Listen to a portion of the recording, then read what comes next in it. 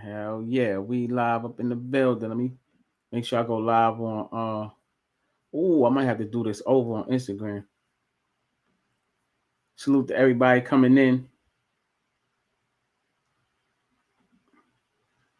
I don't know how you do this shit again.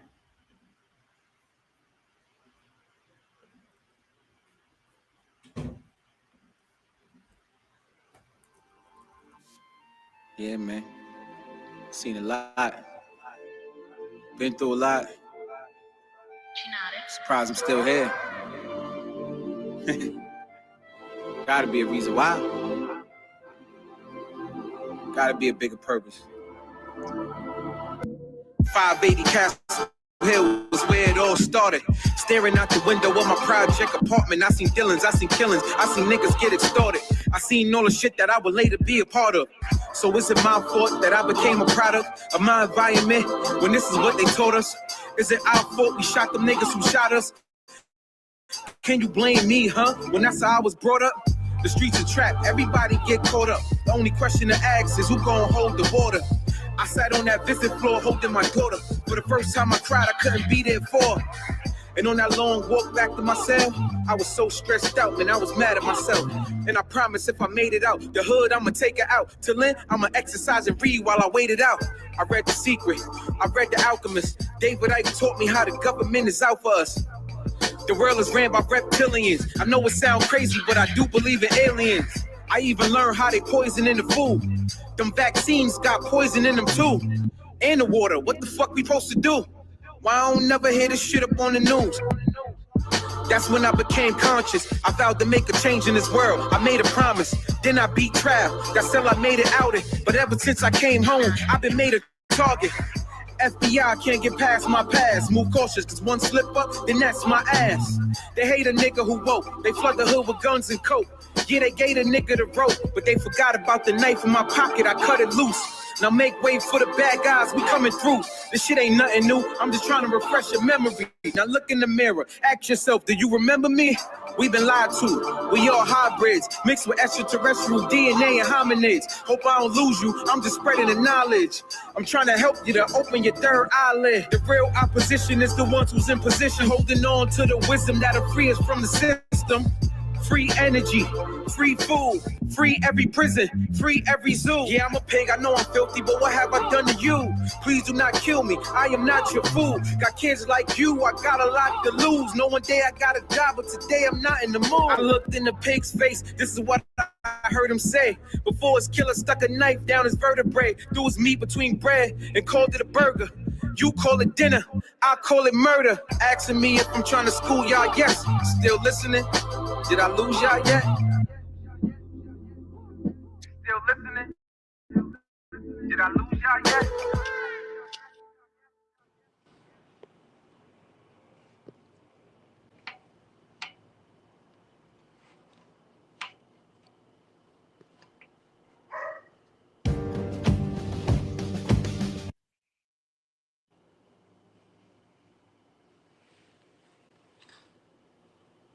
What up, y'all? My fault, man. I'm over here trying to share out the live. I'm over here trying to share out the live. What's good? Shout out to everybody in the building. Shout out to everybody. Yo, we got the Hood Postman. We got Malik Spellman in the building, man. What's up, black man? Peace to the God.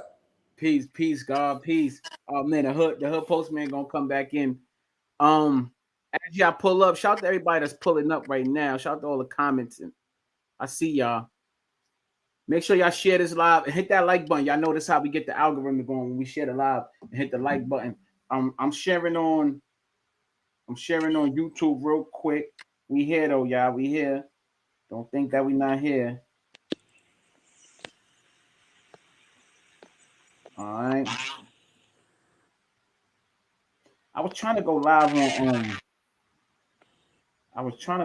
Instagram at the same time. But for some reason it didn't allow me to do it. I don't know. That's what I was back here doing. I'm like, I set up the stream key and everything, and it didn't allow me to do it. I should just go live on my phone on Instagram. I can. But it won't be the same experience, so fuck it. Anyway. Oh, here you go. Yeah. Yo, Malik, can you hear your camera went out, Malik? Oh, okay, my bad. Hold on a second. What's good? Look, shout it out in the comments. Shout it out. Let me see. Let me see who in the building. Brooklyn. Shout out to Brooklyn. Said I'm a traitor. Shout out to Bobby Brooklyn. I'm here. King Elect, salute. Uncle G, salute. Mr. Strictly Gang said West up. Okay. Yes, sir. Yoli, what up, Yoli? 9 on the east or west. All right. Salute. Salute to everybody, man. Slime Ball TV, live at radio, 7:30. What up, my brother? Shout out to Slime Ball. I see you. Yo, we here, man. This, I've been talking to you guys behind the scene, and I'm excited for this one because I feel like a lot of knowledge and history, is gonna be spoken today on this one. Yeah, so y'all, for those of y'all that don't know, most of y'all know I started the Drop My Flag challenge. It was something that I did that I felt that was needed. I just somebody background, but I don't know if it's your TV or something, but I felt that it's time for a change. I felt like not even I felt like it is time for a change. It's time for something new, a new ideology. I just posted on Instagram. I said, the powers that be is trying to create a new world order. We in a world where just today, I'm seeing a bunch of Waymo cars. If y'all don't know what that is, those are driverless vehicles, right? We see the They call emergence. We see the they call emergence. them whammos over here. Huh? What they call them? Whammos. Waymos. Yeah, same thing. I thought it was Yeah. yeah. So those are driverless vehicles. We are in the what's that movie? Demolition Man times right now. You know what I'm saying? We got You cannot mention the flock cameras as well. Flock. the flock cameras. But our people, we want to hold on to these old ideologies that just like Mhm. been working when there was no cameras. Let's talk about it, man. I got the Hood Postman, Malik Spellman in the building. I want y'all to introduce yourselves to the people. Let's get it, man. Well, personally, I am the Hood Postman, thought leader, influencer, content creator. That's who I am, man. For those who don't know me, I also want to interject. We got something now going called Cognify. Cognify is a new technology that they're coming with where you won't be going to prison anymore. It's no longer the prison bill has become entirely too high. They're wasting too much money. So instead of sending you to prison, they're going to rearrange your furniture. And what I mean by that, they're going to inject a chip that's going to make you docile, humble, and have empathy towards anybody you might have harmed or committed a crime with. And it's maybe about a 10-minute process. And instead of spending years and years in jail, you'll spend maybe 10 minutes in this procedure and you come out and you'll be totally unaware of what happened.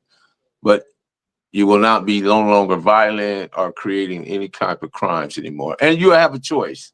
Go to prison or get cognified. Would you choose the Cognify or you choose in prison? Man, I'm not getting in the way. You ain't even answering None that. of it. None of that. None of that.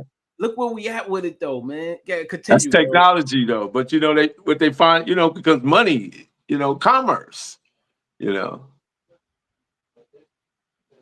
Malik, what's your thoughts on that, man?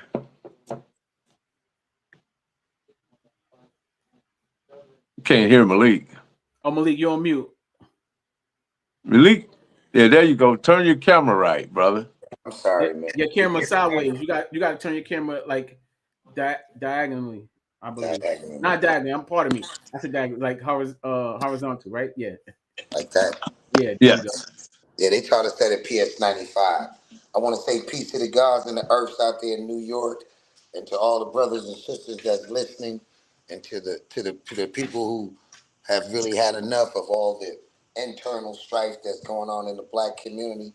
I just want to say peace from the West Coast. My name is Malik Spellman. I'm bi-coastal, not bisexual.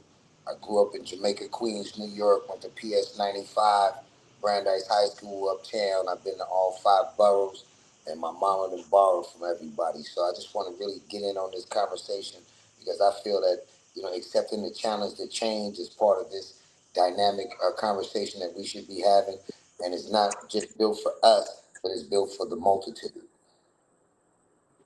That's a fact. How you feel? How you feel about the the drop my flag challenge? Being all the way out there in South Central LA and hearing about it. What's the temperature like that people talking about, and how did you feel about it when you first heard about it? Well, I felt elated to know about it. Contingent upon the fact that we was a part of the 1992 gang truce, in which we were the architects. Myself, along with again my crime partner in peace crime, Dahoodpostman, and a bunch of other brothers and sisters that was out, in the world doing their thing. So, it's very important to us because, as Mel and I had a discussion before, the sun rises in the east and sets in the west. So shall come the Son of Man. So when you get a situation in which now, Hollywood used to have the cameras on the world. Now the world has the cameras on Hollywood. So when you see us getting a reflection put back on us from the work that we've attempted to do and have done by decreasing the crime rate here in the inner city from a civil engagement perspective, as well as decreasing the murder rate of some of our most valuable players, which is our children. Me personally, just on another note, I salute it because I've been to 350 plus gang related funerals, and I have to say this on these podcasts because I bury kids in boxes this big. You know what I mean? So when you get to a situation like that, you with anything, but it becomes a matter of semantics when you say drop the flag. That's like telling, it's a great idea and I love it. But if you're not familiar with what it's like to deal with, for example, hypothetically speaking, no pun intended, a Vietnam veteran. When the Vietnam War was over, there was a lot of veterans who thought the war was still going on.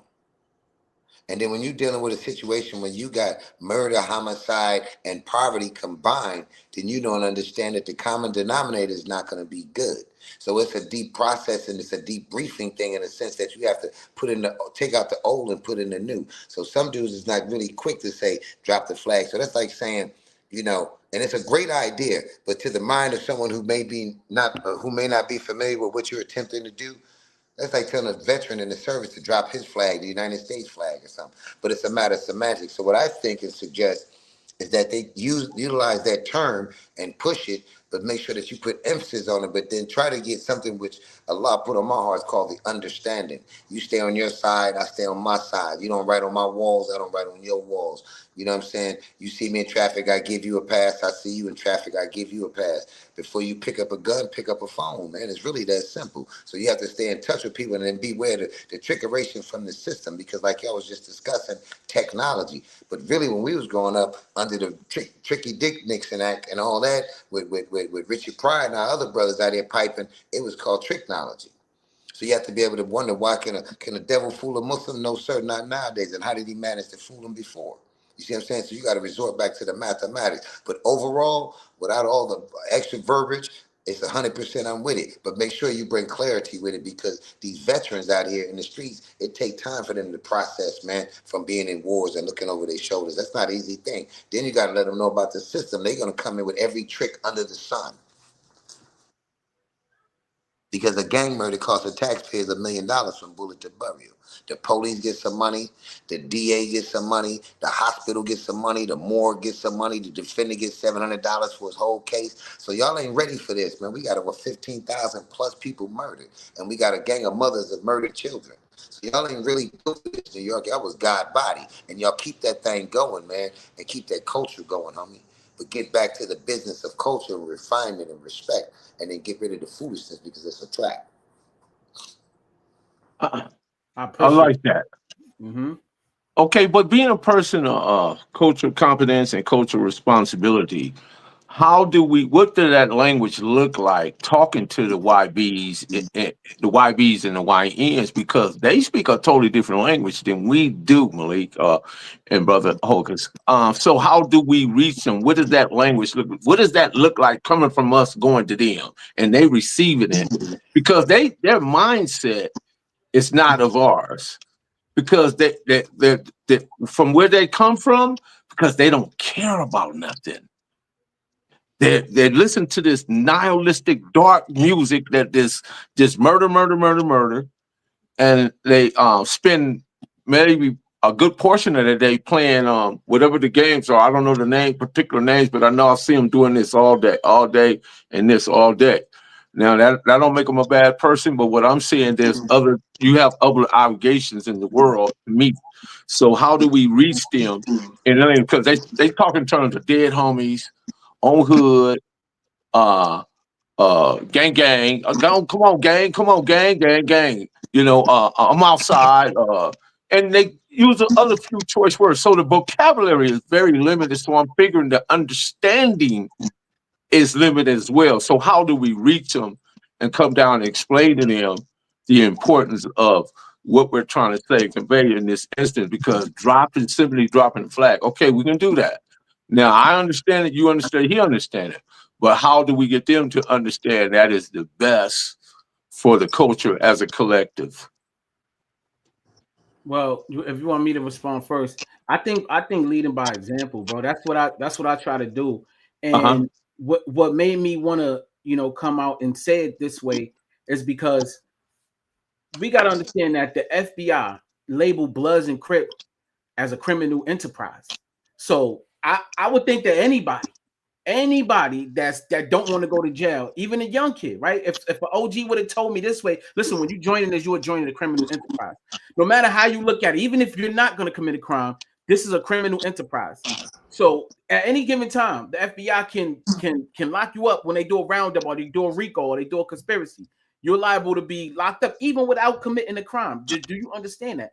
That's Yeah, not. it's happening countless of times here in Los Angeles. But go ahead, keep going. Oh yeah, most definitely. And I think having conversation, I think heavy mentorship is needed to have a conversation, even if it's one-on-one, because in a group setting, it's hard to get them to listen. But especially the ones that's influential, having it one-on-one, those conversations like this, I think it'll definitely reach them. And I think hold on, I see you later. All right, yeah, that's my nephew. Yeah, so I know people like me, right? I'm like in the middle, right? I'm there. I'm 40 years old. I could relate to the OGs, and I can also relate to the YNs, right? I'm like just right there removed, and Don't I forget about the YBs now. and the YBs, right? You talk who's the YBs? The women you talking about? Yeah. The young bees, you know what they call themselves. Yes. You know what I'm saying? So I think being relatable to them. I have the influence. I have those that's like me. Because a lot of people that I talk to behind the scenes, they agree. But I even might have seen them under some posts where it's like that don't look like you agree. You know what I'm saying? But you really do. They really do agree, and they want the courage. They need somebody like me that they respect to step up and be like, oh, yo, you know what? Big bro is right though. Like at the end of the day, I talk to the YNs postman. I talk to them. You know what I'm saying? You got to be relatable to them. You That's know, true. you got to That's talk. true. You got to talk in their I try language. to be I try to be as much as I can myself personally, and Malik as well. Malik, Um, your camera went out.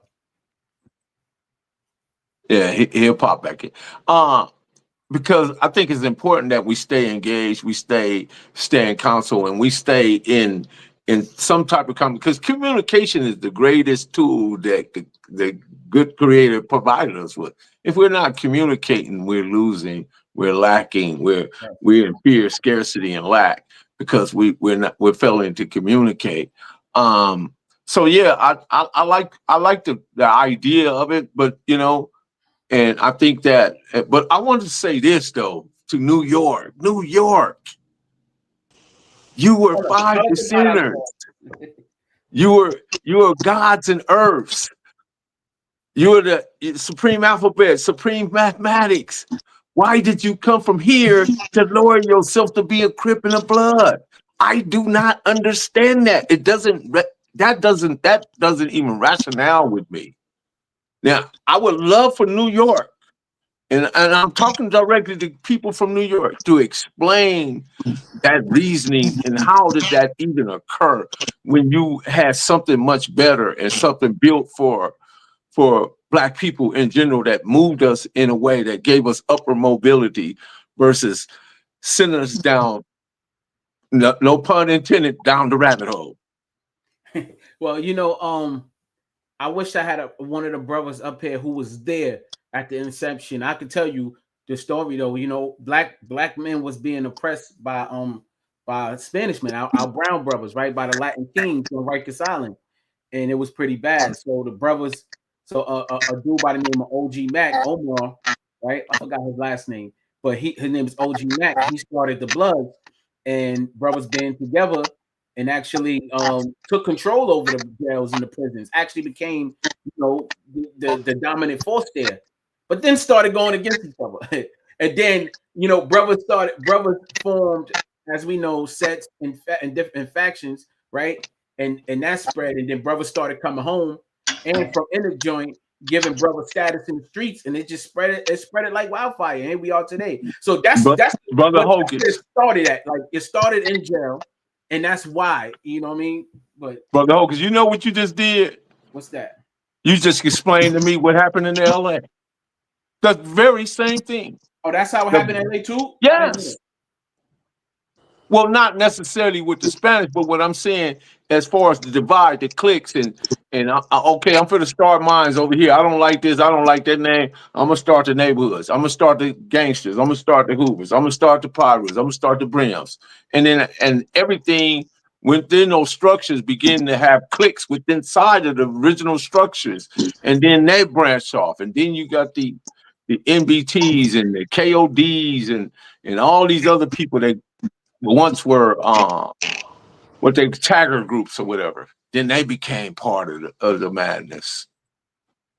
So yeah, the cycle continues, bro. Yeah. I was muting you, Malik, if you wanted to chime in, because I definitely want, because y'all wealth of knowledge, right, and y'all got a lot of history, and Malik is one of the first God bodies in LA, right, and you also are, Tookie Williams was your comrade. You've been around a long time, Hood Postman. So if you when we was talking and you were telling me about not I don't want to Raymond Washington, who started the Crips, how he was a teenager, right? And now That's people are broken. still representing a teenage ideology. Can you speak on that? If you can hear me, I don't know, because it's kind of like the mic is. You heard what I said? Damn, I think the mic is messed up. Malik, can you hear? I can hear you. Okay. I can hear you. Yeah, I wanted y'all to, I wanted you to really, the Hood Postman, to speak on, the inception of the Crips, and give a little backstory to that, like we was talking about. So the inception of the Crips was started by a guy named Raymond Lee Washington. Raymond Lee Washington was a teenager, and he wanted to be an avenue. And Craig Munson and Teddy Munson and all Kamasi and all these different guys, they ran what was called the avenues at that time. And he wanted to be a part of it, and he was rejected by Craig Munson, what happens to be, quote unquote, the leader of the avenues. And the story is like he might have roughed him up or whatever. We ain't gonna get into all that. So he left with his feelings hurt. Now, when you're a teenager and you become emotional and your feelings are hurt, there's always not necessarily a good reaction that comes from that. So he created his own gang, and that gang became the Crips. So just my opinion about it is that the Crips was formed from a child who had a childish mentality. In other words, it was mercurial, it was unpredictable all of a sudden, and it had this type of emotion attached to it. So from the beginning, from the obsession, it moved with emotions. So Raymond created this, but as he began to mature, or we think he matured, but the Crips is self-mature, because to this day, the Crips remain childish to me. But Raymond did gain some information, because they had, during that time, what was called the Long Table, ran by Rosie Gear, Mayor Tom Bradley, and the guy, I can't think his name. But he ran all the boys' homes. What was his name? Bob Simmons. Bob Simmons. So Bob Simmons ran all the boys' homes where a lot of these guys are being sent for being unruly, being bad, being not being to be adjusted within the school system. So they sent them, instead of sending them to prison or whatever, they sent them to Bob Simmons. Rosie Greer ran the program. The mayor, Tom Bradley, was the mayor. So he had all the funding. So Raymond decided at some point that he wanted us to have a voice. But at the same time, he got locked up. And when he got locked up is where all the problem and the chaos and the disarray and individuals fighting over the power structure. So then you get a vacuum. You get this neighborhood, that neighborhood, this neighborhood. Because at one time the Crips moved as one band, one sound. Whether you was East Side Crip, West Side Crip, Compton Crip, there was only three at that time. But when Raymond went to jail, he come back. He got all these different neighborhoods and all these different people don't created these different communities and tribes. So that began to blossom and bloom and take on a new identity. So now you got individuals that were never part of the leadership, but somehow became leadership because now you no longer have, if you don't have Raymond, you don't have Tookie, you don't have Mac Thomas, then what does it do? So then it's like anything else that becomes powerful, violent, it begins to feed on itself. Because the saying was Crips don't die, they only multiply. But then Crips became the bigger murderers of Crip. Because any given dollar day, any given summer, whether you're in the parks, alleys, street corners, or whatever, Crips was murdering Crips at some point. That's what it became. And I'm not saying that any of it is any good because CK, if you look at the word CK, Crip killer, that means colored man killer. If you look at the word BK, blood killer, that means black man killer. So in the essence, it's all killing black people. And we just need to understand that we need to get up out of that mindset. How did we get there? Why do we look to do wrong before we look to do good? Because we was born in the best of circumstances. We came here as winners. How I know that with science prove it. Out of 40 or 50 million live living organisms, when a single drop of sperm hit that fallopian tube and run down and hit the adult wall, only 1,500 make to the adult wall. Within 72 hours, that period of live living organisms, the DNA begins to die off, and only one penetrate the egg. So therefore, yeah, I mean, you came here as a winner. Why did you start losing? Environment, couple of reasons, but we'll just shorten it there. Did y'all invite somebody else here? I don't know. Think Twice. I did. Think Twice podcast. I mean, I don't.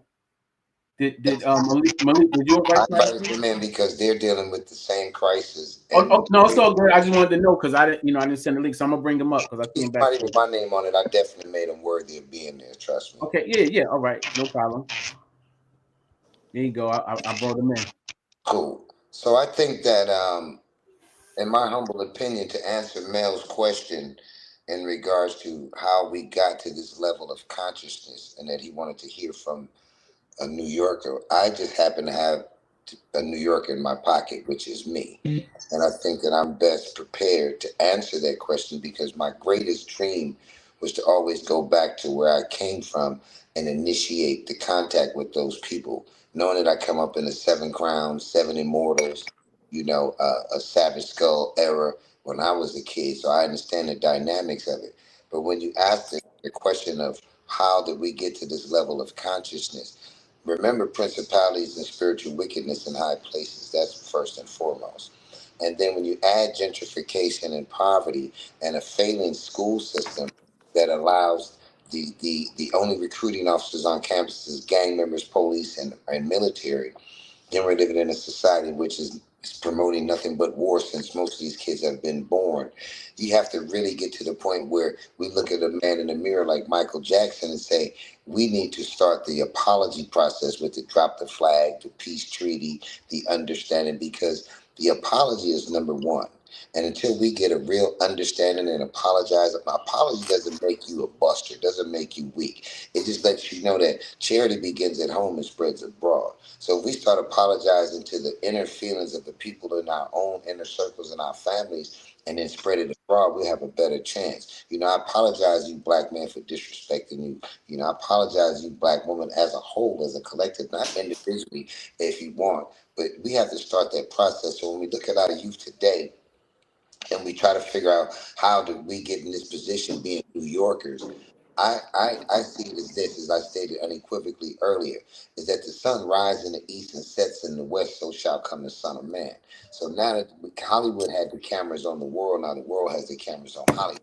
So everything that we do, they emulate and simulate. And when you get an emulation like that and a kid that's impressionable, my brothers went to the penitentiary in Rikers Island and Sing Sing and all them spots. My nephew's still over there in the projects right now in Brooklyn. You know what I'm saying? So I understand the dynamics, what's going on. And then you've got the music that's infused, because what they're doing is they took out the peace drum music with Public Enemy and all that, and the unification and Nas and all them dudes, and then they put in the serial killer music. You understand what I'm saying? So our kids have been indoctrinated with serial killer music. So until us, what they consider OGs, because that acronym to me only mean old and gone. You know what I'm saying? And then we got to stop getting to the level of letting them put attachments on our children like YNs and YBs, although that's the order of the day. But then in your mind, that's a subliminal message to make you act like a savage. And then the supreme lessons, they tell you, what is the duty of a civilized man or woman? To teach the uncivilized civilization. You know what I'm saying? You got to let them know that the original man is an Asiatic black man that make it an owner, cream of the planet Earth, and father civilization. And why do we have a hard time? Why do we run Yaku and his self-made devil across the blazing sands of Saudi Arabia to the caves and hillsides of Europe? And what is the meaning of EU and rope? Until you get them supreme mathematics, then it's not going to work. And the reason that we fell victim is because, like, we fell victim of eating pork. Like, we fell victim to the trader that said we would receive more gold for our land for our labor in the land in which we were sold. You know what I'm saying? The John Hawkins trick. So you have to recondition the minds of the people. And like Brother Mel said, you got to get into these children's mind like vampires and move shit around like furniture. Hey Malik, where I'm from, we call when they say old, that means outliving dummies. Where we from? Exactly. I like You know what that. I'm saying? I I'm like like looking at the that. dynamic. Introduce yourself, brother. I want you to introduce yourself to the panel, please. My name is Shadon. I'm one of the Magnolia twins from Think Twice podcast. I'm a younger guy. I'm older, but I'm a younger guy. Oh, that's my guy. What's going on with you, What's champ? up, Melly Mel? You a hard guy to catch up with, man. I ain't lying. But I understand, man. It's busy. There's a lot going on in California right now, Yes, sir. And then speak on how it's going on in New Orleans as well, man. Oh yeah, man. Just like the piggyback of what Malik said, we've come to a point to where we don't have a clue about what conflict resolution is. I watch people lose their lives behind something that could have been talked about like a man. I watch people lose their lives behind egos and feelings. So what we need to do is express the importance of us being the leaders of our communities, of our women and our children. Now, when I say our women and our children, I don't mean one of these little thought bunnies, curb rats. I mean, if she wants her crown, we have to be the ones to give it to her. That part. You know what I'm saying? I'm not talking about save a whole, excuse my language. I'm not speaking about that. But I'm saying as black men, it's our job to reinforce and reinstate our universal duty to our community.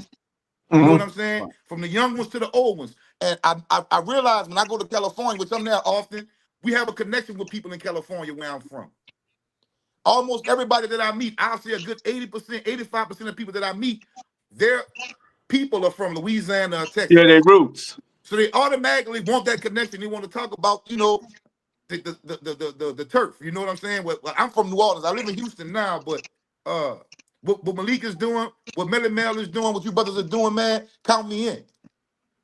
You know what I'm saying? Count me in. I'm with that. So somebody said you can't compare banging to the military. When you leave the military, you get money for college, healthcare, and a home. What does banging get you? That's not what he said, though. That's not what I said. No. I know that. I'm just reading off the comment. This actually was from earlier. He wasn't even here yet. Well, first of all, I'll say this. I was in the military. I'm a former Marine, honorable discharge. Got out in '96. Not everybody gets money from the military like that. It don't work like that. You have to apply yourself. Someone has to tell you how to get the money, how to get the loans. You just don't go in there and say, I need it, I want it. First off, you have to get an honorable discharge, which is really, really hard to do. That means going to the military and keeping yourself straight for your 4 year, your 8 year, whatever you signed up for. Shut up and follow directions. No, but for Well, real, I love what you're talking about, and that's true too. Because you know what I say, these what we gonna quote unquote call them YNs or these young brothers and sisters, they need military training, they need boot camp training. That's in one of my plans as far as like that I got written up. I That's what I bought that want to back to do. my community. When I got out of the military, I bought that, even though I used it for the wrong reason, I bought that back to my community. But they need that though, because you know why? If they don't get it, they're gonna get it up north anyway in prison. They're gonna have a white man yelling in their face, boy, you better get in that cell, bend over. I want to see your nuts. Pause. I want you. What you gonna That's do? true, though. You gotta That's do true. it. You gotta squat. You gotta squat for them, right? They need to be. They need to learn how to be men. These young boys are not taught how to be men. They're very emotional, and I love when you said, we crown the queen. Like we give, because this feminist culture also with the women. We gonna keep it on it, young brothers. But this feminist culture got women disrespecting men, and Very. not knowing their place too. So I'm loving what y'all talking about right now. well, Malik, I know you wanted to chime in earlier. yeah. As far as the comment, the audience, the gentleman that chimed in that sent the made the statement, and we thank you for chiming in because this may be the opportunity for us all to learn from one another. But on the contrary, there may be some benefits in the military that they don't have on the streets, and that's the reason why most of our young people join the military, looking for that opportunity. And it's not, your success in the military is not contingent upon the fact that you're present there. Well, just as a news flash and a breaking news to your listening audience, that gentleman, that person, the Crips, the Bloods, the GDs, the Vice Lords, anything that you can think of along those lines are military. They are our military. They just don't have a general. So until they get a general that can give them the instructions that they need in order to facilitate their desires, because as I stated before, everything has a season. Peace has a season. War has a season. Hunting has a season. Fishing has a season. Love has a season. You know what I'm saying? So when we're making these asinine statements like the military offers you this, well, young man or young woman or whomever you may be, with all due respect, it's still a murderous situation. We need to get out of the. We need to get They out of teach you how to the. kill with your hands and a weapon.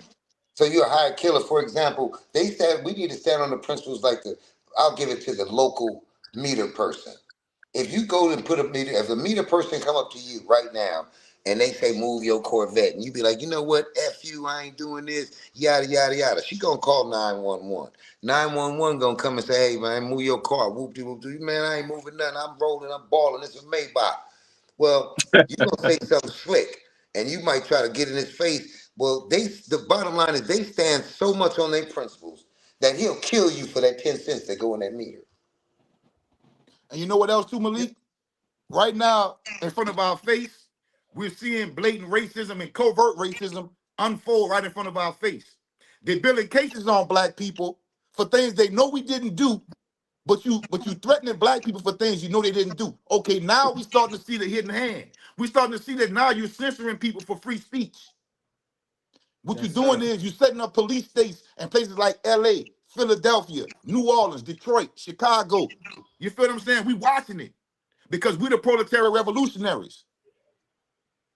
I want to veggie back off that, right? Because Postman brought it up earlier. We was talking about the flock cameras, and this is something for the life of me, I don't understand why these youth don't get it. Right? They're glorifying things that we did back in the day, and what other people did back in the day, like other killers did, and they got caught. Right? We got caught. We went to jail. Yeah. Those killers. Everybody get caught now. Nowadays, they got cameras everywhere. We are under mass surveillance. What they do now, like you said, with the flock cameras, when they can track you from the spot it happened at all the way back to your house when you frame to frame with the red lights and shit. Yeah, the stop sign they flash. They literally flash your license plate at every stop you make. Yeah, and they can see when you walked out your front door, all the way to get in the car, going to pick up your homie, coming outside and to change your clothes, jumping in that same car, going to spin, dropping off the car, going to change your clothes, coming out, going back home. There's no way you getting away with it, bro. It being a whole new age, and I want you to speak on that, bro. Postman, I know you was talking about that earlier. Yeah, well, the cameras are very high definition, high sufficient. They got LVT cameras, CVT cameras, and flock cameras, and what it is a big old database probably sitting somewhere in Colorado or Mount Weather or something, and they take in all this information. And what it does is it gathers information. Whether you in California, whether you in New York, whether you in New Orleans, whether you in Texas, doesn't matter. Whatever information that is out there on you, each state will have that same information. The information now goes from state to state, and it goes like that in a nanosecond now. It's not where they have to send for it anymore or run your name. It's automatically in the database.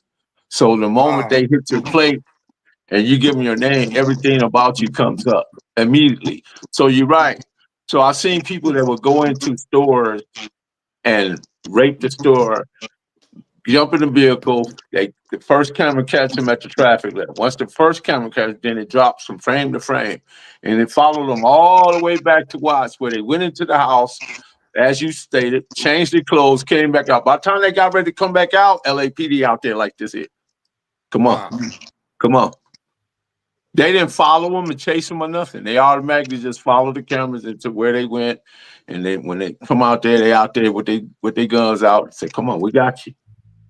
And that's why the movement is important, because we need to build something new that's not based around criminality. Because no matter how we put it, according to the federal government, Bloods, Crips, and these other gangs, they are criminal enterprises. We not going to change that. We're not going to change their mind. Forget about it. We need to go back to 5%ers. We need to. We don't see 5% of Ricos. We don't see NOI Ricos. We don't see that. We need something new. That's one of my things I want to go down to. I think was it 42nd or 142nd in Lexington in New York where they speak? 145th. Oh, that they'll do that no more. That's back in the day. Yeah. Hey, not to get off subject, Millie Mel. I met your little brother a couple of weeks ago, man. You did? At the Gardena Jazz Fest. Cool cat, man. Okay, thank you, man. When I met him, I Appreciate didn't it. know it was your brother, but I just knew who he was from the videos. But yeah, he was a cool cat. I met your brother, man. Okay, man. Appreciate it. Yeah. So the brother responded real quick because he sent in super chats with him. That's why I'm reading it. And I also appreciate his him responding. He said, with all due respect, I did 13 years in the Army, got out, and they paid me to get my CDL. Every job application asks if you've been in the military or jail. 70% of people in the military don't have combat jobs. True. That's true. Well, And look, he probably knows already. The guy that put the super chat. Everywhere you go, ask about military discounts. They give you military discounts That on is all true. types of They shit. do. Now, Everywhere you go. I'm not super proud that I was in the military. I'm super proud of my accomplishment, but because I wasn't conscious at the time when I went to the military. But what I did was bring a lot of that training back to my community and to our people. That's dope. That's what we need. Mm-hmm. Yep. But still, again, coming back to the conversation, how do we get these people who has a very limited vocabulary, that's information poor, unaware of the things, the technology, the modern technology that's being used and pointed directly at them? How do you get them to come to the table and sit down for a moment? Because Percocets, Vicodins, oxycodone, oxycontin powder, syrup, liquor, weed, and wet daddy. Because they think it's cool. They consume all this stuff, right? Right. So how do you get somebody that's under that influence to come here? Because envy can hide in compliments, and love can hide in hate, and jealousy can hide in support. But just because somebody is giving it to you, don't mean that you deserve it or you have it coming. So I think. I got some. I got some. Oh, we got background noise. I'm put him on mute. I'm put you on mute twice, real quick. So I think that the communication skills that we develop are the way we communicate now versus how we communicated 10 years ago. Because just think about it. When I was a kid coming up, man, we didn't have none of this, bro. That was just the homeboy network, of course, but the way we get information now is like that. You know what I mean? Back in the day, you didn't get this type of, and so we're far more advanced. We got way more opportunity, but are we taking advantage of the opportunity that's in front of us? or we simply are the youth are simply ignoring them and thinking that they want five things. They want a PlayStation, a girl with a fat butt, a bucket, some social assistance, and a couch to sit on to utilize all them other things. So how do we get them out of that mindset? But because we first got to pull out the lies and replace it with the truth. It But what does definitely. the truth look like? Because the truth is distinctive now. But go ahead, I'll land my plane. No, you good. You cooking. You cooking. It definitely. It should be some type of incentives. I think that boot camp program idea is a really good one because what you describing to me is kids that don't understand how it is to be, in a community, how they should They operate. don't. You know what I'm saying? They don't understand community. So I got a community of the rabbit hole is not just my platform, it's my community. And it's thousands of us, right? For the last 5 years, we was on Clubhouse, YouTube, all these platforms, thousands of us between all the platforms together. And we got a digital army that comes with thousands of people already. But not only digital, we get up together and we have retreats. We we done bailed brothers out of jail. We done help people pay their rent. We come together as a community, help each other. When the flood happened, the hurricane happened in North Carolina, we went out there and we gave out our own pocket. We gave shelter, not shelter, clothing, food. They really needed water. They needed a lot of water. We bought water, made sure we take it out there. I just think that we so far removed from community that we need. That's why I said we need to build something new that has a foundation that's not built around criminality. That's integrity, honor, and I love what he's not here no more. But I love what the bro Think Twice was saying about with the woman. They need to know how to be men because men got to get back into. These young boys got to get back into knowing Well, what it's like. Because you mentioned the woman, these girls with the fat. They want a girl with a fat ass. They don't know how to like. They don't know what a woman want. They don't know what girls want. They well, think the they. women don't know what men want. But the thing about that, though, if you grew up in a household, let's say about 90% of the, well, I ain't gonna say it that 80% of the young men that's growing up now grew up in a woman household, Right. screaming and hollering, talking bad about the dad, right? If that's all you heard all your life, then you have a low perspective taken just from that understanding because you're dealing with an emotional woman who's not sharing her rationale or logic, but is sharing her emotions with you on a daily, constant basis. How does that young man, how does he climb that hill right there, that mountain? That becomes a mountain. He needs some guidance. He need a mentor. Mentorship. I, Yes. I don't think none of us is above mentorship. Not even me. Not even you. I think we Well, yeah, all because I got this curriculum I wrote called Nail Guns Over Handguns, talk and about it it. has to do with the trades, bringing back the trades. There you go. Mentorship into trades. That's it right there. They Right. need they need mentorship like brothers like us. And then after they done with this boot camp and mentorship, we put them right into the trades. They need to learn something. They Because need. as we speak in Hocus right now, not only do they do AI, they doing SI, which is synthetic intelligence. They're Talk moving about away from synthetic intelligence is going to be where the computer make up its own damn mind. Not it. that you put information in it. The Mm. computer will become just a live entity that where the computer will be able to just, I don't know how it's going to be information gathering, but at the same time, the computer will be able to somehow through the synthetic intelligence have an emotion. So that's where we're going. That's where we're at right now. For those who are unaware, don't take my word for it. Look it up. You got AI, but you now have SI, synthetic intelligence. And that's why I'm talking about the cognitive side. That's why I talk about the flock cameras, because all these things are linked together. So there's going to be groups of people that's not part of the function. The infirm, gang members, people that rob and steal, because if they remove all the cash, then what are you robbing for? Food, water. If we go to a cashless system and you're not part of the system, you're not in a system where where your money is coming through electronically, but you never see your money, right? It's all electronically. Like, do this money really exist? you know, there's things to talk about and things to think about, but at the same time, it's a Ponzi scheme. It's a great big old Ponzi scheme being ran on all of us, and we're just unaware of it. Yeah, I really feel like what you're saying is powerful because it's like, what purpose does gangs play in that society that you're talking about that's here already in front of us? So for y'all that don't know, they got a thing called CBDCs, right? That we talk about in the rabbit hole. That's Uh huh. central bank digital currency. This is what they're trying to introduce to the world. Now, if they introduce central bank digital currency, we might as well. It's a wrap. Then now think China.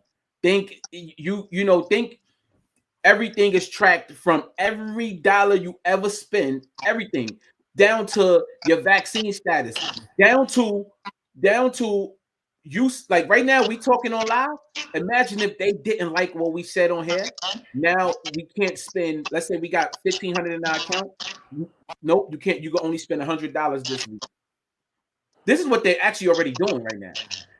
They So actually doing this in countries like China. Like so just look what they doing right in front of our faces, but people are unaware, right? They got these new headphones, right? And you put them on, whether they're speaking Mandarin Chinese, whether they're speaking Russian, whether they're speaking German, you can be able to hear them. But how many people are taking that seriously, looking at that and saying, wow, why they keep creating this? Why they keep saying get these, these different head or earbuds or whatever to where if somebody talking to you and they speaking Mandarin or they speaking Swahili or they speaking Portuguese, you'll be able to understand what the heck they're saying. There's a reason for all that, bro. And if you don't catch it, you're gonna be left out. yeah, that's amazing that they got that too. that is that is amazing. But it's all a part of it because technology within the last 50 years have been more powerful than the last 5,000 years. That part. Malik, I don't spoke enough, man. I'm waiting on you, man. Yes, You the sir. doctor. Well, Dr. Islam, man. Come on, man. Give it to us. I live by the old adage: it is best to remain silent and thought of as a fool than to open your mouth and remove all doubt. So when you have a situation like that, I sometimes often remain silent because I can't speak on things that I don't fully understand. In Mm-hmm. regards to the technology that they're using, that is definitely one way to reach our youth, as well as the military is definitely one way. And as you Mm-hmm. know, Mel, and I'll make the public aware that all of my kids grew up in the city of Compton with Mel's nephew, and they all went to the military. Mm-hmm. All went to the military contingent upon the fact that that was a way out. So, and then they did it on their own accord. They didn't do it based on some And duty, they doing really well now that they're back home. Really and they well. did well. So I concur with the gentleman said in regards to that. But then on the contrary, when you think again, and I must say this story because perhaps it'll reach someone that's in need of it. I was in the county jail once, and there was this gentleman on his way to death row, and he stopped me because I was a trustee. And I've said this story with Mel before, so I'll share it with you all. And he said to me, he said, Malik, you ever heard the story of the three minds? I said, no.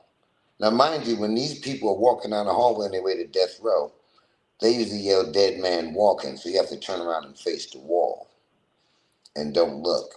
Well, because I was a trustee up in High Power Hospital in the county jail, I didn't do that, and then I wasn't going to bow down to them people like that anyhow. I was a true insubordinate. So he said, I was in a store once before, and in this store they sold mines. They had the white mine, the Chinese mine, and the black mine. So I asked the man in the store, I said, excuse me, sir, what do you want for the white mine? He said, oh, I'll take $1 million for that one, Malik. Being at the white mine, invented the art of, invented a lot of the Constitution, made contributions to America. They fought wars and won. So I shopped some more in this store. And I ran across the section that sold the Chinese mine, which is Asian, Mongolian. And I asked the man in the store, I said, excuse me, sir, what do you want for the Chinese mine? He said, oh, for that one, Malik, I'll take $2 million. I said, well, that's relatively inexpensive, being that the Chinese mind invented the art of war, a lot of technology and military strategies, and also floating bricks with helium balloons. I can respect that to make towers. So I ran across a section that sold the black mine. Not that black is a people, because it's a condition. And I asked the man in the store, I said, excuse me, sir, what do you want for the black mine? He said, oh, Malik, for that one, I'll take $10 million. I said, you want $1 million for the white mine and their endeavors, and 2 million for the Asian mind and their endeavors. Why do you want so much for the black youth's mind? He said, because the black youth's mind hasn't been used. It's still in the box. Mm. Oh God. So they had a commercial God. that used to come on when I was a kid that said, a mind is a terrible thing to waste. So before we get to entertaining and holding our children accountable for the actions of their fathers, we must first initiate an example of living by what you're doing, going out and taking them to giving them exposure. See, one thing that I respect about Motown, above all the rap labels in the world, is that if you were a Dinah Ross or a Smokey Robinson or one of those people, you couldn't come out. I don't care how much your song was played on the radio, but if you wasn't groomed the right way, knowing how to have social etiquette, how to open your mouth, how to dress, how to dance, when to talk, when to shut You up, were socialized. when to keep a dime between your legs and keep your legs closed. See, that's what my grandmama and them taught my mama and them when they was growing up. They put a dime between your legs and make you sit there all day. So we have to reinstill that back into these young youth, because if we come in and point one finger, there's four fingers pointing at us. And a lot of these young girls that we talking about, they fifth generations in the project. I'm a project baby.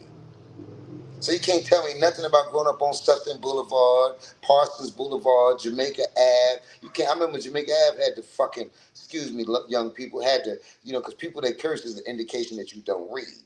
You don't stay current. So I'm gonna try to curve myself from that. But I was at Jamaica Ave in Kings Park when the subway was up top, the E train, the F train. I was in St. John's Boys Homes, homie. So a lot of this stuff that I can identify with in regards to how New York get down. You 15 generations of poverty in the same apartment, homie, that you've been with the same girl. Because New York girls mate like eagles. Once you with one forever.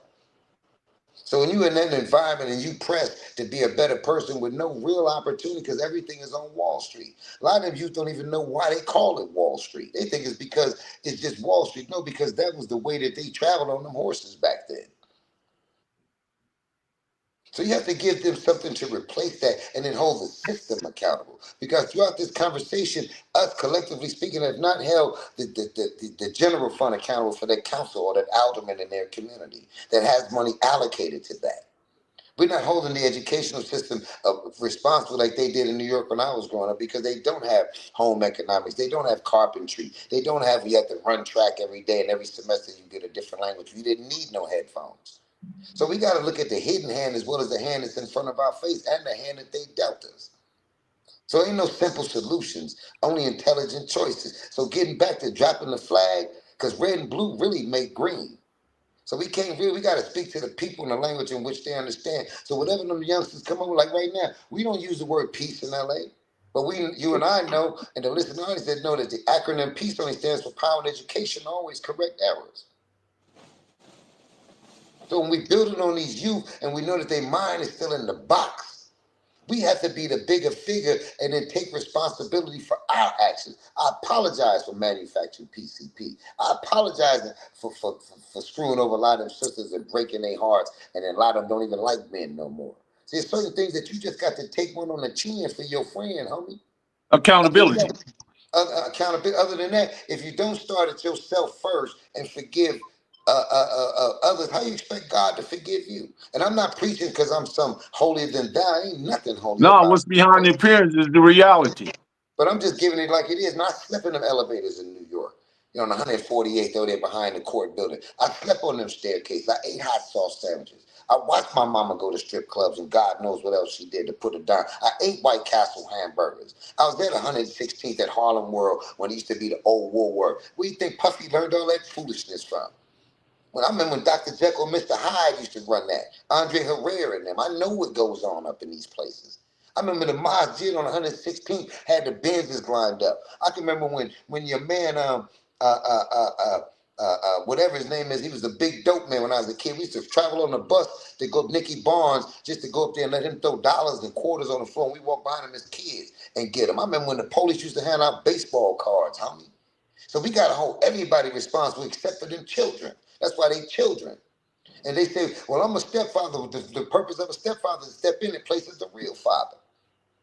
Then we got to get at these mothers because they want to hit the hookah pipe and twerk and wear spider web eyelashes and have their babies with shower bags and shower shoes on and with them fucking slides on with them socks on because they ain't doing their hair no more. Y'all ain't paint each other's toenails no more. Y'all ain't braid each other's hair on the brownstones in the projects no more because we done been gentrified.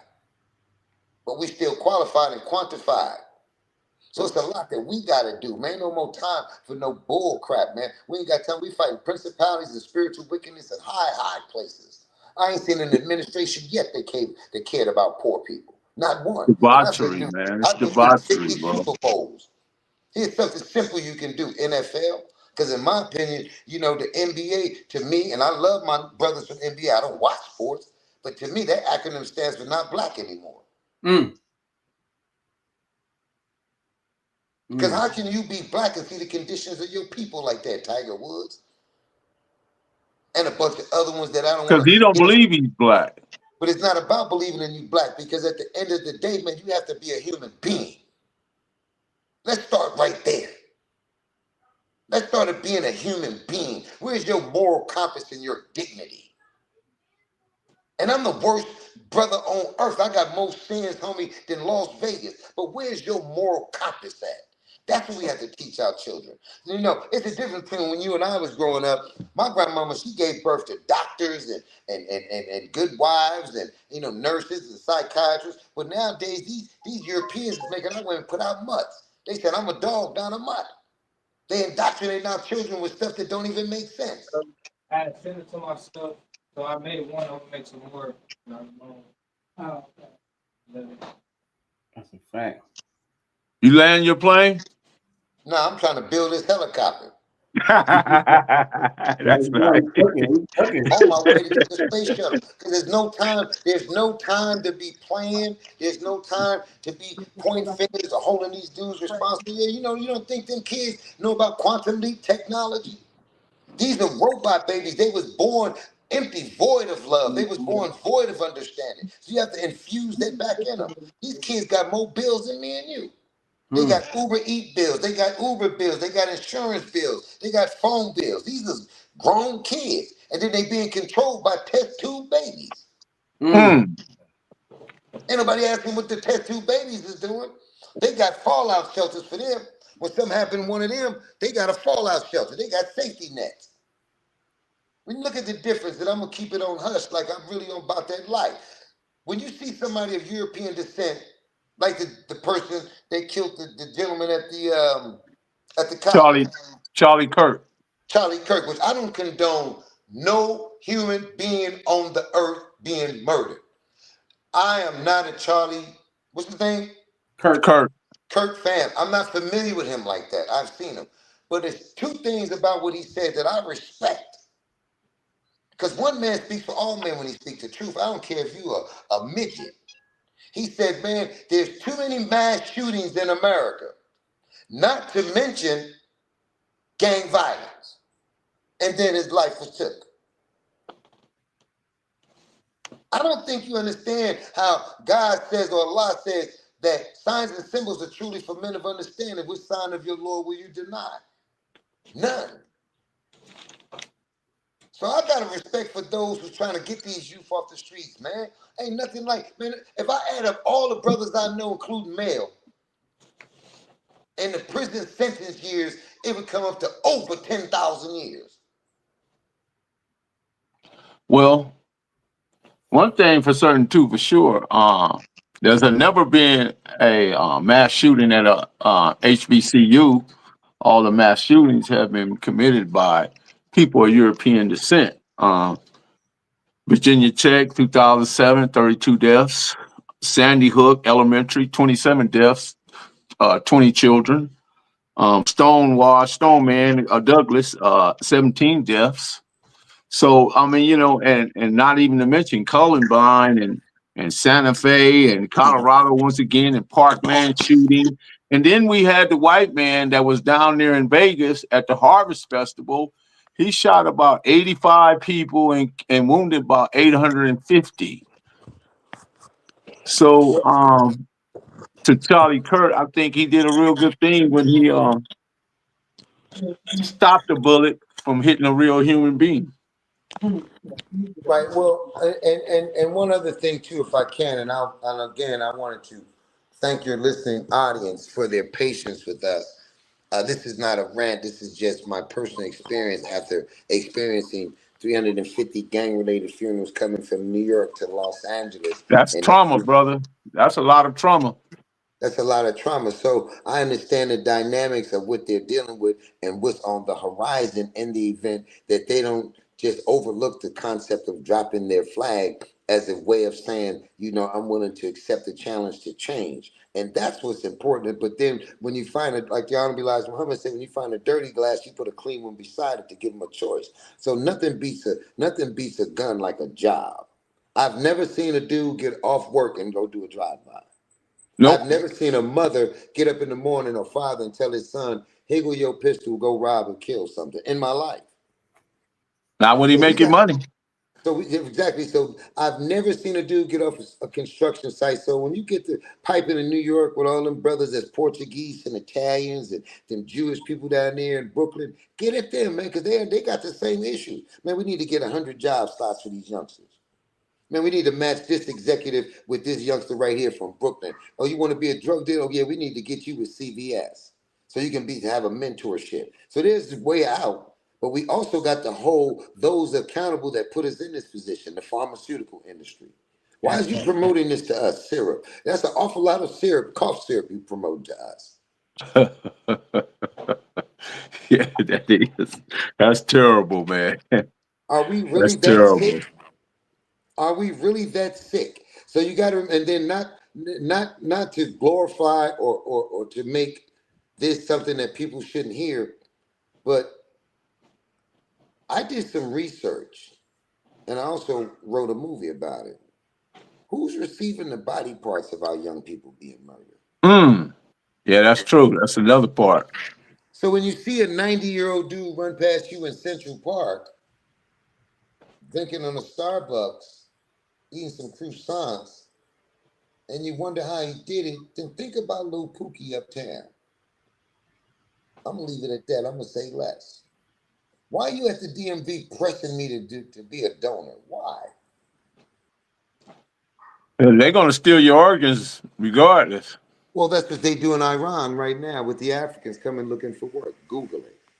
They got them on the ground, pouring hot wax on them, and they're cutting their organs out of their bodies alive. So we have other things to worry about, but we have no time to point our fingers at that demographic. The only thing we can do when we go around them is take it on the chin because they're babies. And if you're not ready for that as a leader, you in the wrong lane, brother. You got to be able to be ready for Big Worm gonna come out talking about get the fuck up out of here. We ain't with none of that. You disrespected. You gonna hear all that, man. But if you ain't really built to last, I've been in this. I've been doing peace longer than 99% of the people been gangbanging.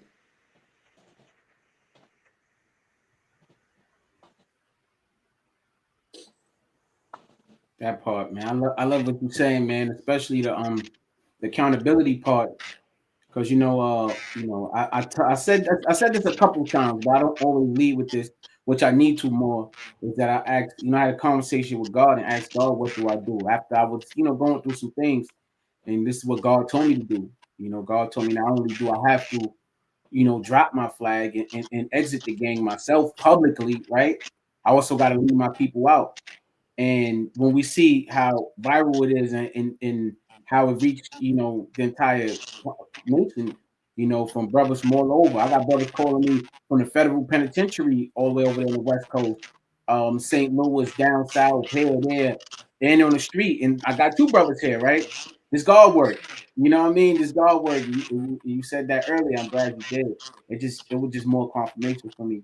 And I definitely hold myself accountable. And I apologize also because I led a lot of people into this gang life. A lot I influenced, whether it was through my music or me putting work in the street. They followed me in.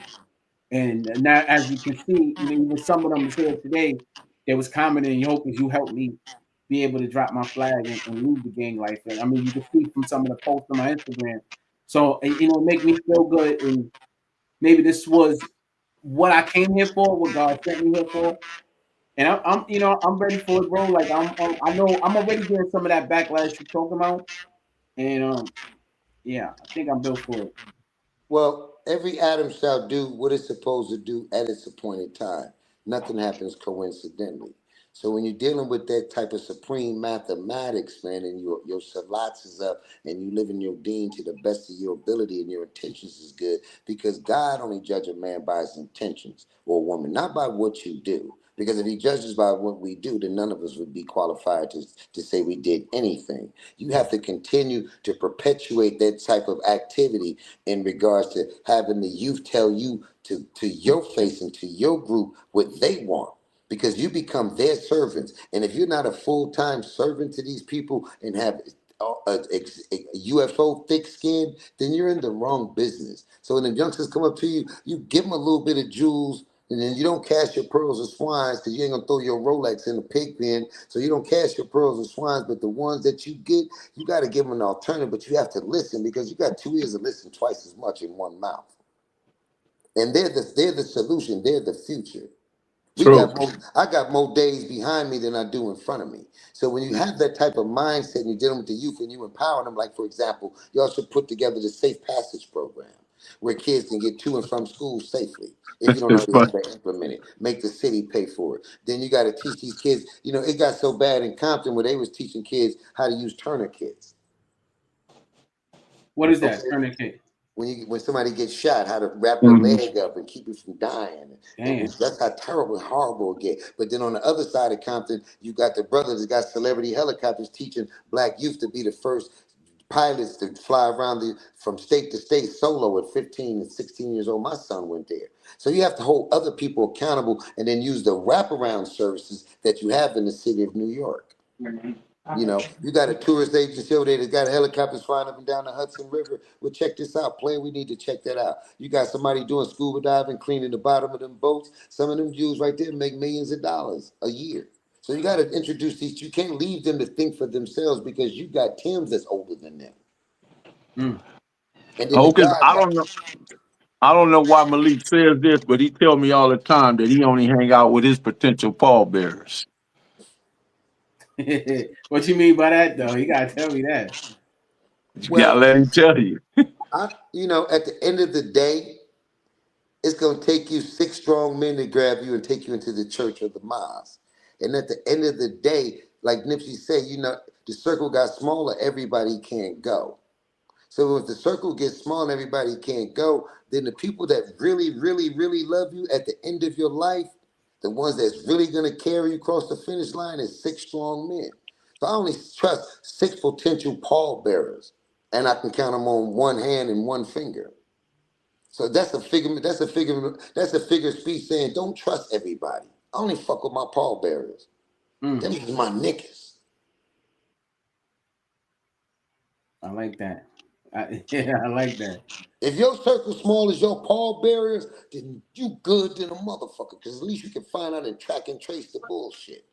But as far as our babies, we can't hold them responsible for nothing other than success.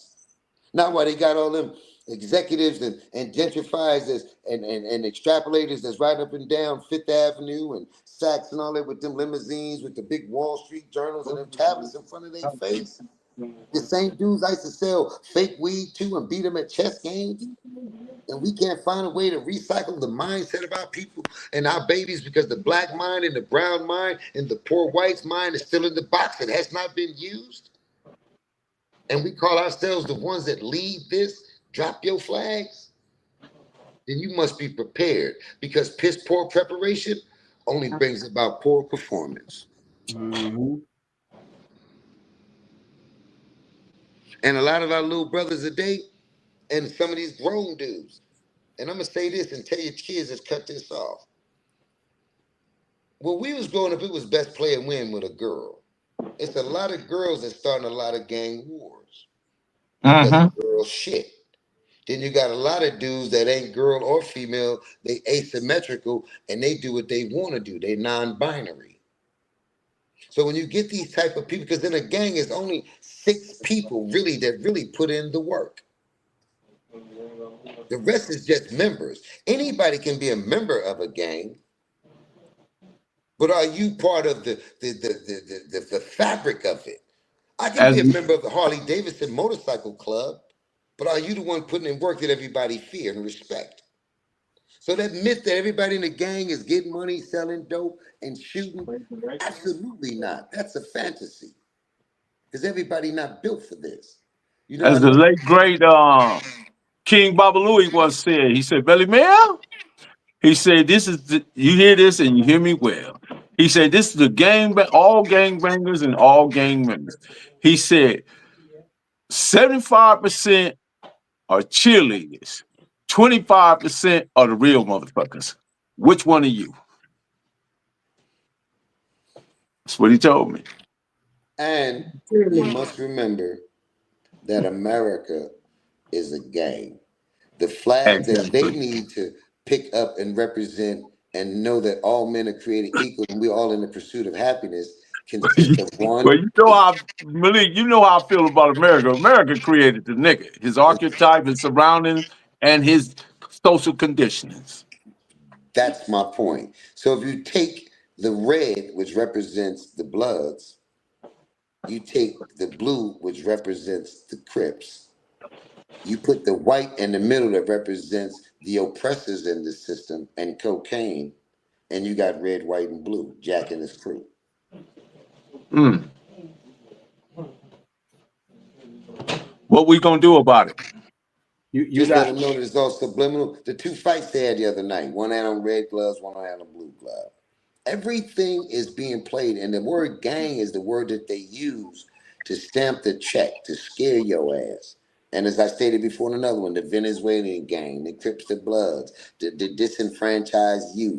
Everything has a gang stamp because that increases the value of the check. So we got to get out of calling our kids gang members. Your mama Yeah, don't that's a know no shock gang word. members. That's a shock. But those are escalation words. Yes, We got to go and they check the use them in voting. courtrooms to you automatic when if you got a potential jury of architects, teachers, college professors, engineers, people of that walk of life, when they hear the term gang, they're gonna think the worst things. I wanna play something. I wanna get both of your opinions on it. It's right along the lines of what we talking about. It's real short. Okay. Hold on one second. It's real short. Right here. CI took him out. They took him I out. want to start it over again. Yeah, I'm familiar with it. The CI took him out. They took him out because he knew too much. Of course, that's what they always do. They took him out, and so Tookie Williams got the death penalty based on a lie. He didn't murder anyone at a 7-Eleven. Tookie Williams was a threat, so he got the election here. And Raymond Washington was killed by the CIA through games called the Pyrus during the late 1970s. So the Pyrus, now the term Pyro is actually the name of a demon in Finnish demonology. When I say Finnish or demonology through the history of Finland demonology. So the term Pyro means smart aleck. And so the Bloods and Crips are the offsprings of the CIA. Okay? South Central has been ravaged, Chicago, New York, all because of this demonic government who wants to depopulate a people. Rayful Edmond. What y'all brothers think about that? Because you mentioned something about the government, postman. So what you think about the CIA starting these I games? think that their hand has always been there. It Mm. has never been out the game. They've always played their cards. How you feel about Tookie? What they said about Tookie being that he was one of your comrades? You know. I believe that yeah, I accept what he's saying.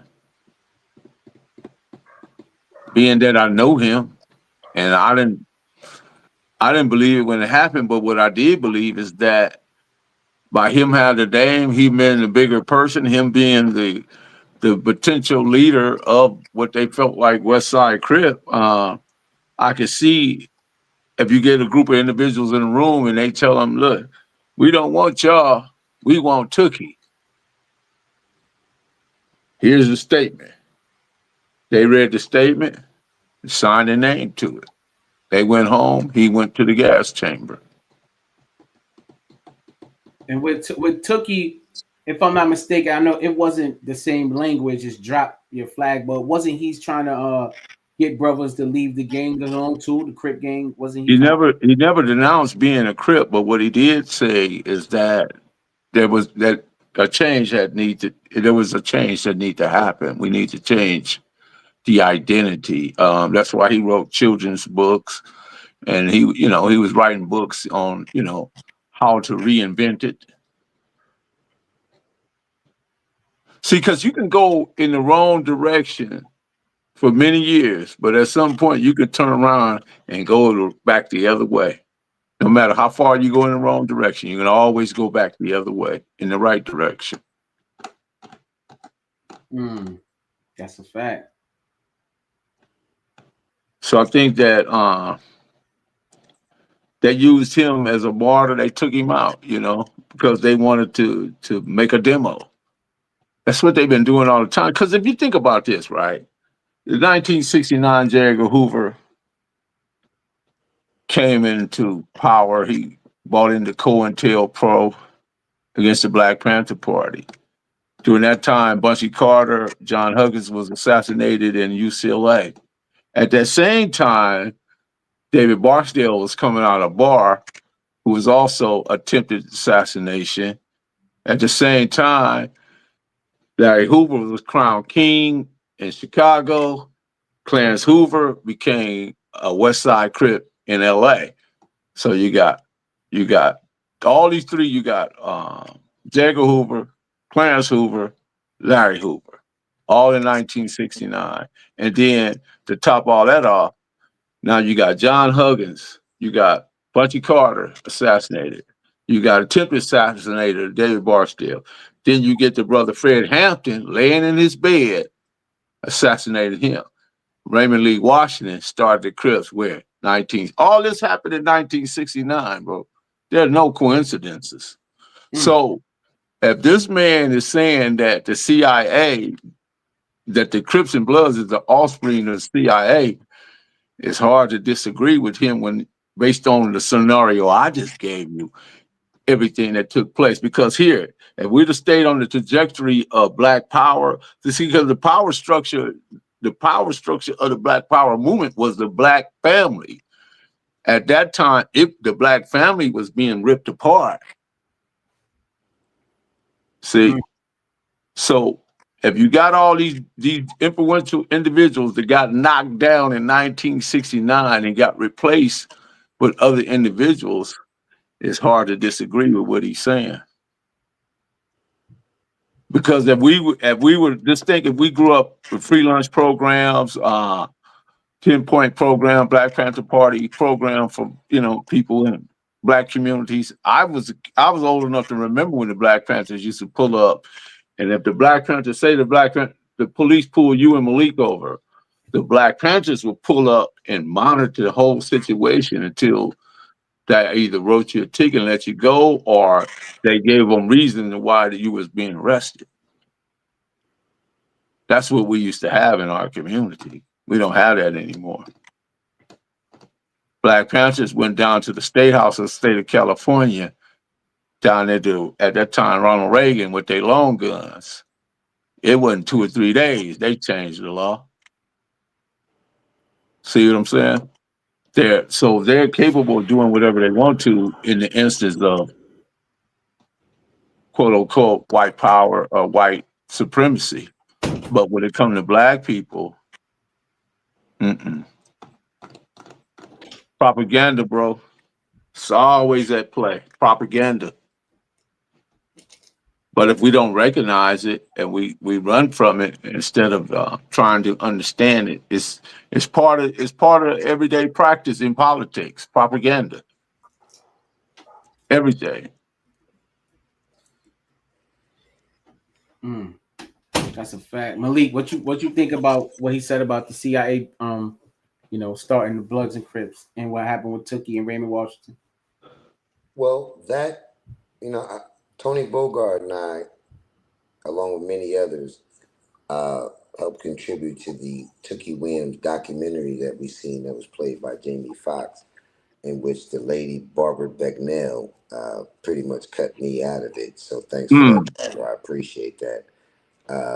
But for the most part, we've experienced this plan that seems to have the lifespan of a grandfather clock implemented on us 100%, whether it be from them starting, agitating, or creating the scenario through poverty on our people that are considered gang leaders. I call them tribe members. I don't necessarily use that term gang without a full explanation.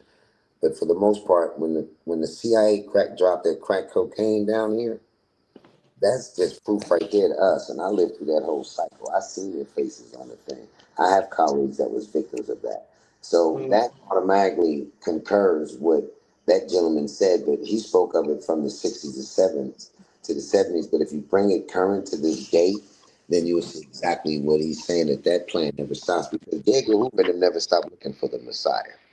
They're not going to do it. And anybody that's going to interrupt what they're doing is going to be met with many challenges that they may not be familiar with. For True. example, when you do this peace thing, beware of dog, man. They done killed everybody around me.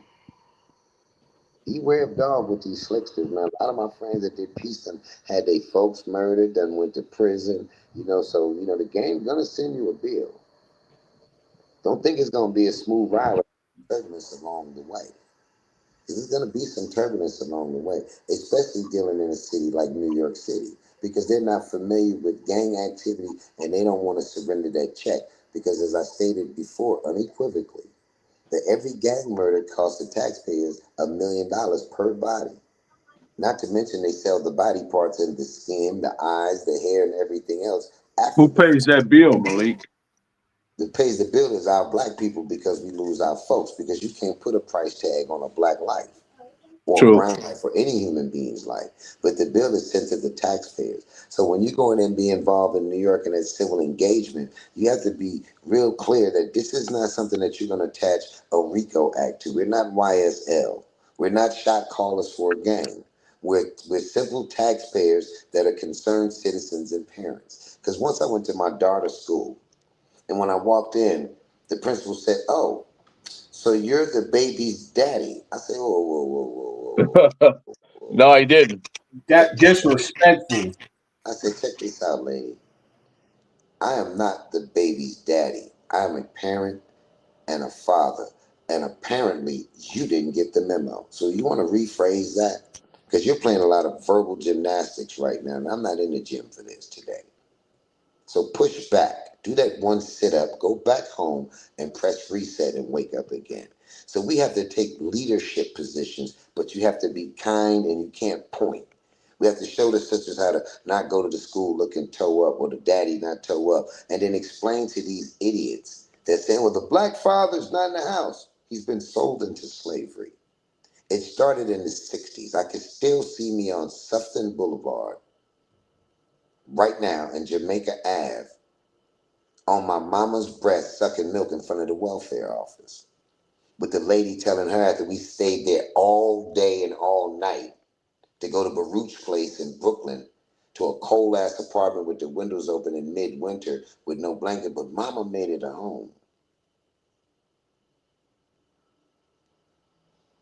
My mama made it a home. So I don't want to hear from no goofies about our youth. There's no explanation you can give me. We are the responsible people for that. They are the leaders of the new school. Where's LL Cool J and Nicki Minaj and all these other bright people that we have in our vicinity that come out of Jamaica, Queens? Where you at? And another thing, to Unique Mecca TV, That's the guy I was thinking about, Focus. I couldn't think his name. That guy. Mr. Mecca, from one New Yorker to the next, and I hope they tag you personally in this, even in a short. I called your beautiful establishment because I wanted to disseminate some information to the public about the dangers of our youth and how they should attempt to drop the flag and why they should because of the experiences that we had here. And in the comments, if you look at the comments on the interview, it looks like your viewers were kind of like siding with me. And I don't know if you had a narcissistic moment or something in which you didn't appreciate that, or I don't think you took me to be who I am on face value. But we shot 7 shows almost. We called each other 2, 3 in the morning, not only seen one. But the one I'm concerned about, and maybe you can help me out with this, because this is not an indictment, this is an enlightenment. Why didn't you bring this out earlier so our youth can see it? We talk a lot about prisons, and there's nothing you can tell me about New York prisons. My brothers went to prison for one of the biggest cases in New York that involved a whole lot of cash. So thank you for your support. Hope you put it out. But brother, keep it God body, man. I did nothing to you. And if you have a dislike for Cali, that's cool. But just like the New York side of me, because once again, I am bi-coastal and not bisexual. And I was going to send my nephews and them over there to talk to you to see if they could perhaps convince you to put the tape out because it's important for our youth. So have a great evening and peace to the God. So you need what? Did he touch on this topic? Because I didn't see him, I touched on the topic for almost an hour straight. And it and he wasn't never it wasn't played coined it. it wasn't coined drop your flag. It was just a conversation that I was trying to convey to my native New Yorker friends and family and relatives that some of them do gangbang. I slept in the hallways of the projects across the street from Lincoln Center. I used to sneak in Lincoln Center as a kid, and then the guards used to run us out because we wanted to hear the symphonies and the Mozart type art and stuff like that. And then them racist ass people used to run us out, so we used to go back in there, sneak through the back door, and throw rocks at their ass while they sit there with them little things on their eyes looking at them symphonies. So we them kids that watch Ashton and Simpson and Ron Carter Jr. and them float up and down New York City, homie. So please look out for them babies in New York. It's all I need y'all to do because they're easier to reach than most because they still got a little culture and refinement in them. But stop blaming our youth. It's not their fault. It's my fault. I'll take the rap. I'll take all they faves. But give them an opportunity, man. And God bless Folk Extra and all these other brothers out there that's trying to promote that drop your flag. If that is the case, don't quote me on it. But a journey of 1,000,000 miles don't begin with one step, brother. It begins with one thought. Mm. You got to think about moving your feet before you can get them to move. So your brain got to send a signal, just like your DNA. Your DNA doesn't necessarily have to relate to crime. Your DNA is a direct email to God himself saying that Houston, we have a problem. And then he'll send you some cure and your wound on your little finger gets fixed. Teach our children something else, man, science and math. We got to give them another way because they're smart. And if they're being infused with bad food and immunizations and an awful lot of cough syrup, then we should have enough understanding as supreme wisdom holders to know what the solution is and hold the system accountable. They had me in Spofford when I was a kid. St. John's Boys Home. Had my brothers in Rikers Island. That's a business, and they're not going to let you preempt their business easily. Because once you preempt, when we did the gang truce, they had to lay off paramedics, police. They had the police homicide behind the desk.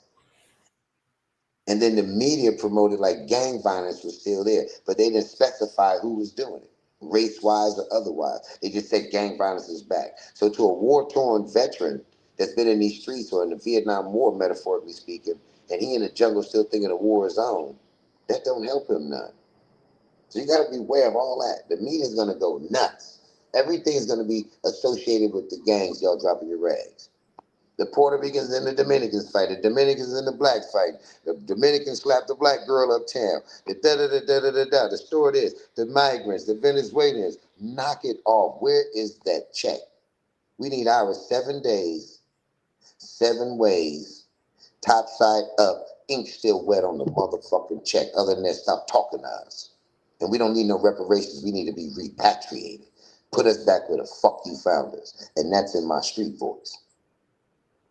Thank you. Solid. No, y'all cooking, man. Damn, yeah, this is right here. So wealth of knowledge up here, man. Hey, can I preempt you right quick, please? Please do. I'm gonna put my hat on and say this. I was walking with Don King once before, and I asked him the same question I asked Mr. Quincy Jones when I worked for him. Now, mind you, I don't know Don King like that. I just happened to be in the building walking with him, and I was a reporter for Fox News coming out of prison. So you can't tell me that things can get better. Mel's a black urban professional. You're a black urban professional.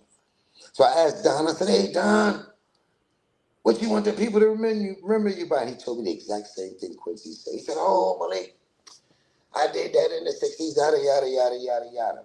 Now, Mr. Jones' response was, when I asked him was, Mr. Jones, what do you want the people to remember you by? He said, oh, Malik, I did that in the 60s with the NAACP, da, da, da, da. But right now I'm trying to put a satellite in the sky. He was in the telecommunications long before anyone.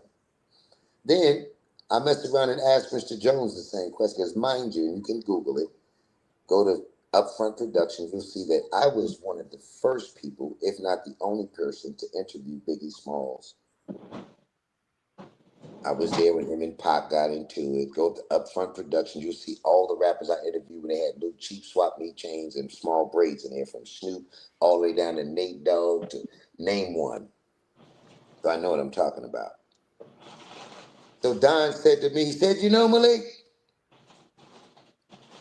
we can't stop till we get a chicken in every pot and a Ferrari in every garage.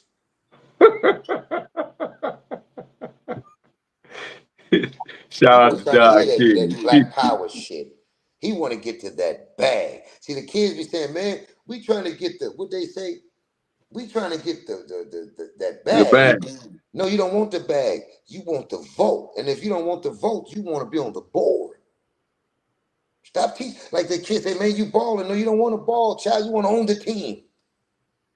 Perfect example. You know who own all the Spalding's basketballs? No. Do you know, Mel? Who owned who? All the Spalding basketballs and Spalding products, sports products. I wouldn't be surprised if it was that guy, what's his name? Richard Fink from BlackRock? Nope. The little lizard, Geico. You know who owned that vacuum cleaner, that Kirby vacuum cleaner, whatever that you get for your wife or your girlfriend? Mr. Geico. You know who own your Seeds candy that you hand to your woman on Valentine's? Mr. Geico. Because one day my son, as a toddler, a youngster, he said, Dad, and it wasn't a rhetorical question because I couldn't answer it then. He said, man, who owns the basketball? And I was like, wow, that's interesting. So what's that little short man's name that got a high school diploma barely that owned that company? You know his name. Jeff Bezos? Nope. Nope. Say again? The man that owns Geico. The little short man. Oh, that I owns don't that. know his name. I'm going to tell you right now. He got a firm out here that sell real estate. Yeah. It's a regular bowl. And your viewers know because they're smart. We lost Malik. He's about to tell us. I hope his phone ain't died. He probably hit the button by accident because he was looking for it. Yeah. It's been a good dialogue, and we covered a lot of information. I'm sure the audience was, they got a lot from it. Hopefully. No, they Hopefully. definitely did. You know, I'm gonna be posting some clips on Instagram because I feel like a lot of this need to be spread. A lot of what y'all was talking about need to be put out there, man. Some powerful Man, stuff. The appreciate man's it. name is Appreciate it. Berkshire Hathaway. Berkshire Hathaway. You saying like because I know like the life like all of these big corporations the insurance and life insurance. That's how they allegedly got their wealth. Is what they say. Like the Rockefellers, the Rothschilds, and all them before they started banking and stuff like that. It was really like the life insurance is how they got their wealth. Well, their wealth came from supplying wars, stealing. You got to look up that. You know that car they got called the Rolls Royce. I think it's called the Cullinan. Are you familiar with that? Yes. That all the rappers be in, and they be Mm-hmm. oh, the Cullinan. What is the Cullinan? That's what all the wars have started over. Look up the Cullinan diamond. It's in the crown of the queen. Look how many wars and how many countries are taking ownership of that. Upon how many wars that have started right now today over that one stone that was stole out of Africa. See, this is what I tell people about that hate so-called black people. If you hate black people so much, if I was one of my Jewish brothers and I didn't like Hitler, do you think I would be wearing a swastika? Mm. So if you dislike black people so much, bitch, take the motherfucking diamonds off your ass. You ain't pass that shit over like it's Passover. Stop playing with us. We invented everything under the sun by God's grace. From the super soaker to the battery to the car to the typewriter, the street light. Stop playing with us. And then at the end of the day, and I'm going to conclude with this, I enjoy the challenges that America has put on us. Because one, there's nothing I can do about it, but at the end of the day, I'm like a deer in a forest with nothing but bears. I stay on the run, I stay looking over my shoulder, but I seem to survive by God's grace. But I wouldn't want to be nothing else but what I am. Because like Pac said, if they could be black, they would switch. Mm. And black is not a people, it's a condition. Because we're multi-flavored in our race. Malik, quick question. Why is it that we can come together to do the electric slide and to pop your fans and wear your boots on the ground, but we can't seem to come together as a collective when it comes to our interests and our welfare and for our children? What is that about? We do Well, everything. We do the electric slide really well. We on time. We perfect. We do Perfect. this thing. There's no argument. There's no disagreements. well, the reason why is because if we got that same energy together to do the protest for the electric chair that they're giving our people, we'd be better off. See, we've conditioned our people. That's why it's important that you take your babies back to the church and the mosque and the lessons and all that. Because nowadays, if you look, our children only come outside when there's a fire truck out or the police. They don't even get to ride their bikes. I wrote an article once called Rusty Bikes. And I asked my kids, like, why are the bikes in the back? It's Rusty said, because dad, there's too many shootings. My mama won't let me go outside. Then we done got to the point where we literally get dressed up. Let me show you how this insidious disease called black on black crime is. We literally get dressed up, dress our babies up, put Vaseline on their faces and everything, wash the car and everything, to go to big whoop-de-wop's funeral, and our children are playing in the cemetery. When have we ever did that? That's trauma bonding.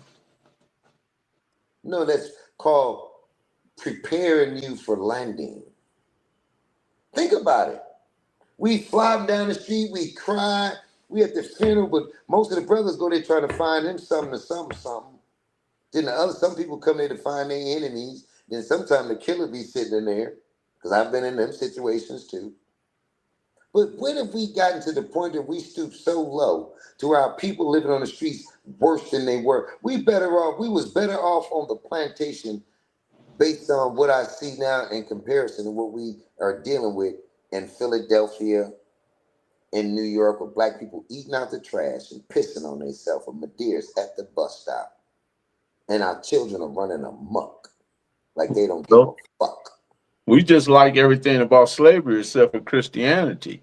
But one thing I could tell you is that Jesus is the product, the people are the consumers, and the bishops, the pastors, and all the deacons and all the song leaders, they're the benefactors. Well, there's a thing that you can research. I don't know which curriculum it is because I'm not really good at remembering these type of things. But there was a curriculum they were teaching in school, and it's important that you parents know what curriculum and who wrote the curriculum that they teach at your children's school. I don't care if it's elementary to junior get high school, okay?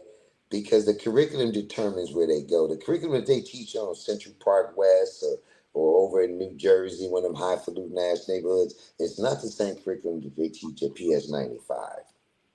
The curriculum that they teaching over at Compton High School is not the same curriculum they teaching in Palisades High or True, Beverly Hills High. I read a true. curriculum that maybe you can Google it, in which this person, and it had it in the schools, and that's why I'm not a administration fan, but I do acknowledge some of the things that they're attempting to say. And in the Department of Education had a curriculum, and I'm glad they're rearranging it for whatever reason, that taught the migrants that the blacks came over here looking for work. They didn't mention nothing about our transatlantic slave trade or the principalities or the one that made us a promise that we would receive more. Uh, The white folks don't stole everything, including us, man. What are they talking about? Thank you, gentlemen, and I appreciate y'all letting me tap in. I appreciate it. No, appreciate y'all for showing up. We've been here almost 2 hours. I mean, I think we gave them a wealth of knowledge. I'd love to have y'all back on the platform as we, Anytime. yeah, because we're not stopping with the movement. And the movement is really change. We all understand that we need change, man. It's not, to disrespect anybody, drop my flag. I think, and like you said, Malik, that We can bring our other partner in crime in too, Dawood Sherrill. Me, Malik, and Dawood, we run I in sent him the tandem. link. I sent him the link, but he didn't respond back. Okay. Yeah, I got a lot coming up. Next Friday, I did an interview with Fox 5. Next Friday that drop.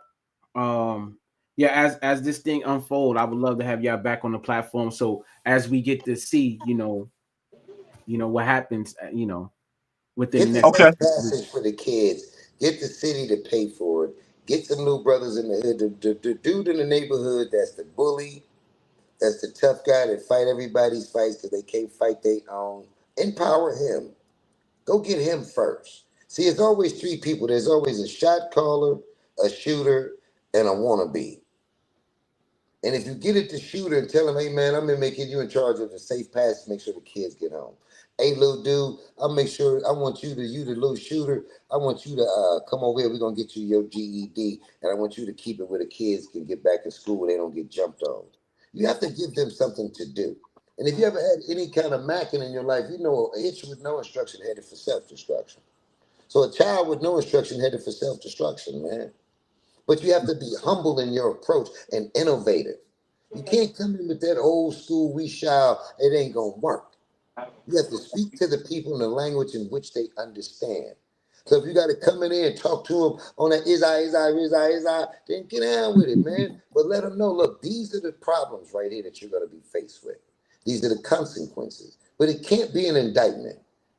It has to be from an OG perspective. Then you have to lead by example, man. That Don't part. forget to beat the babies. Fuck all that philosophical shit we talked about, technical shit, what we doing, what we can't do.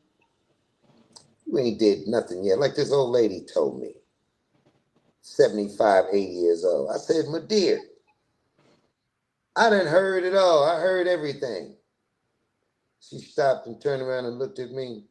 She said, baby, you might have heard everything, but you ain't seen nothing yet.